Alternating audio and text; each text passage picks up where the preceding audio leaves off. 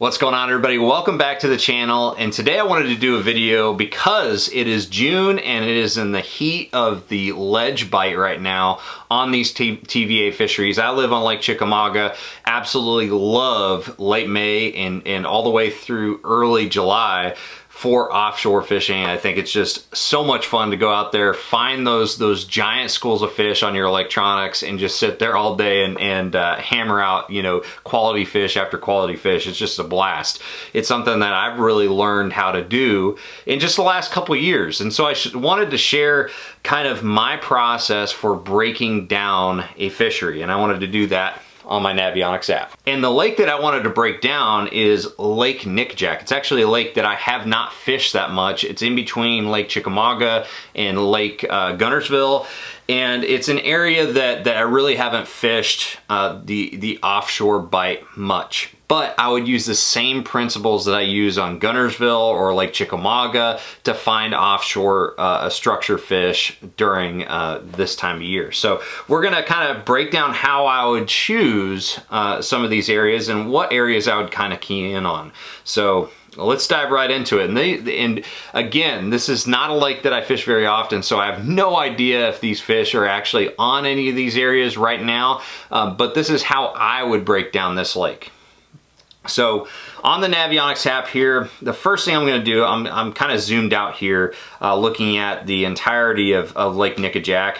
The first thing I'm going to do is I'm going to kind of cut away the river portion of the lake and kind of focus on the wider areas of this lake. That's where you're going to find the best ledge fishing opportunities. I'm not saying that you're not going to find any great current breaks and structure areas in the river portion. That's absolutely not true. But as far as breaking down a lake quickly and you know, trying to find fish in a day or two, this is the way that I would do it.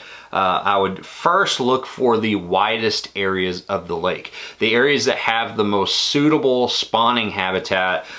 So looking at it right here, I can see that right where, I forget what I-24, where I-24 goes over Nickajack, that's kind of the area that is the widest on this lake, and it also has the most suitable spawning flats and spawning habitat out there. So right off the bat, I know that this area right here is going to have a big population of fish, and I'm pretty sure it's probably the biggest population of fish overall on this lake. So look for those big bays, those areas where it holds the best spawning habitat, and that's going to be a really good place to start.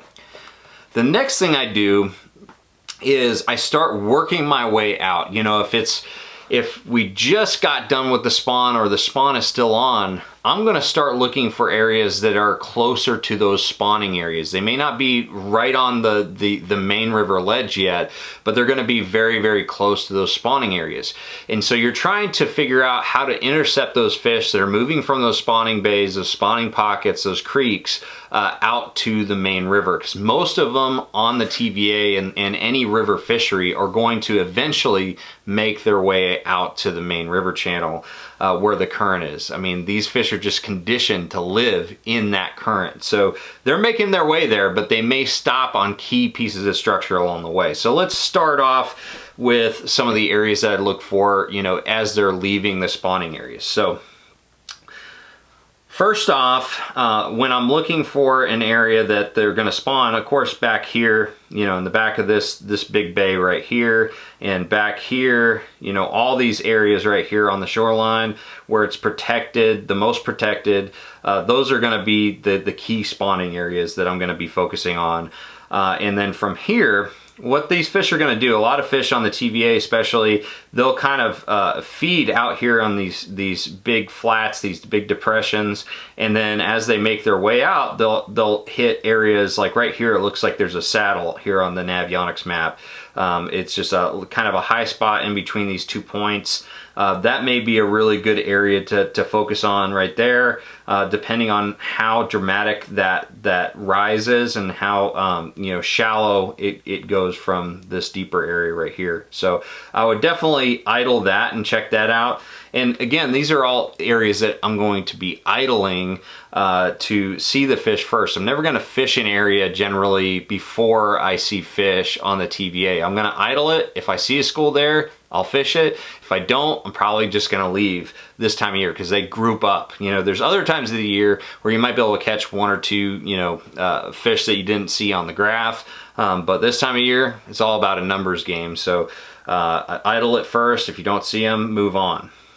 And then moving out here, really the first spot that I would really pay attention to is probably right here, this little point here. You got the shallow spot, and then you've got this point here, you've got this point here, and even more important, you've also got this point right here. Okay, the current is going to be coming from the north and coming down and hitting this point right here. So this is going to be a big deal to me as far as just scouting it out. There may be fish there, there may not, but that's going to be one of the key places I'm going to be looking. And then you also have all these different high spots right here. Okay, it looks like it. And so any of these areas right here around this depression, all these high spots and shallow areas around this depression are going to be a key that I'm going to be looking for too.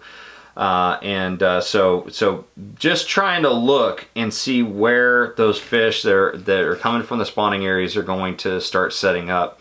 Over here, if we look over here, you know, here we've got, you know, you've got this kind of deeper trench, this depression here, and then all of a sudden you get to these shallower areas right here, this shallower point right there.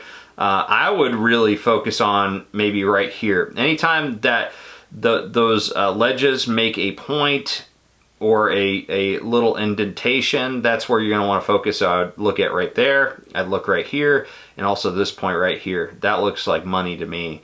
And this is going to be a deep channel that these fish are going to use as a transition zone to get to the main lake. And then once they start you know, making it to the main river channel, I'm still going to use the same principle. I'm going to try to find those highways. Like right here, this kind of jumps out at me right here. This little creek right here, you know, you've got this nice spawning area back here, but then you've got this little creek channel that dumps right into the main river channel.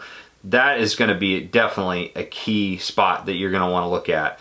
And really one thing that I learned early on moving to Lake Chickamauga, trying to figure out these offshore fish is I always thought that when people talk about current breaks and fishing these ledges, that they would always be fishing the front side, you know, the part of the ledge where the water is moving over, the current's moving over it, and they're kind of on the eddy side of that. So instead of it being right here where you would think that eddy would be, these fish set up on this side right here, right on the top of the lip, where that current is just, you know, pounding into it. And there's actually a eddy that we, you know, wouldn't necessarily think was there, but it is actually there and created because of that lip. Even though they're right directly in the current, that lip is actually going to create an eddy, and that's where those fish are going to set up, because that's where the bait is going to be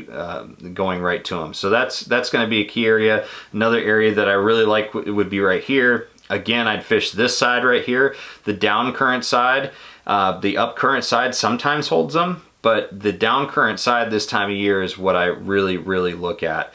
And again, I'll also look at these high spots. These high spots are going to be pretty key too.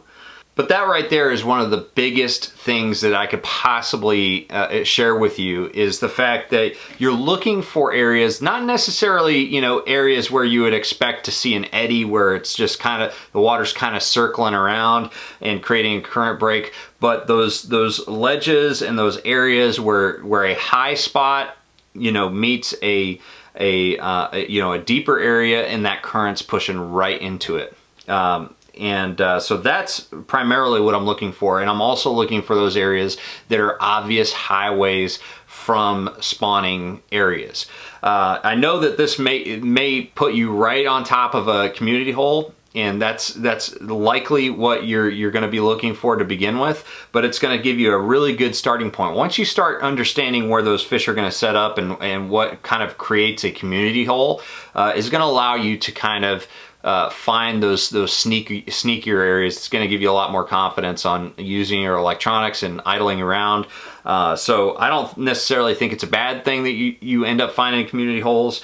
It just is a really good starting point. You know, hopefully this all made sense, because it can be very complicated, but at the same time, once you start finding those schools of fish, and start fishing for them, you start to understand the type of areas that they're on. But really, the biggest two things that you need to keep in mind is finding those big spawning areas, those big, you know, flat bays and creeks and pockets. Once you find those and you're able to find those areas where those fish are using as highways to get to the main river channel, and then once you find those spots where they end up on the main river channel, very close to those transition areas, that's how you find these big schools of fish. Sometimes they're not as obvious, but a lot of times it's as simple as that. Just finding them on your Navionics app on your iPad, your iPhone. It's one of the best tools I've got to research a lake. And so anyways, I hope this helps. I would really like to hear your feedback, your questions, comments, and let me know, you know, what you would like to know more about ledge fishing on, especially the Tennessee River and lakes that have a lot of current. And again, this is more for those type of lakes with current. It's completely different when you're talking about a lake that maybe has just a little bit of current occasionally, or doesn't really have a current influence at all. So anyways, thank you guys for watching. Make sure you like, share, subscribe. I really hope this video helps you catch more fish, and I'm gonna see you out on the water. Take care.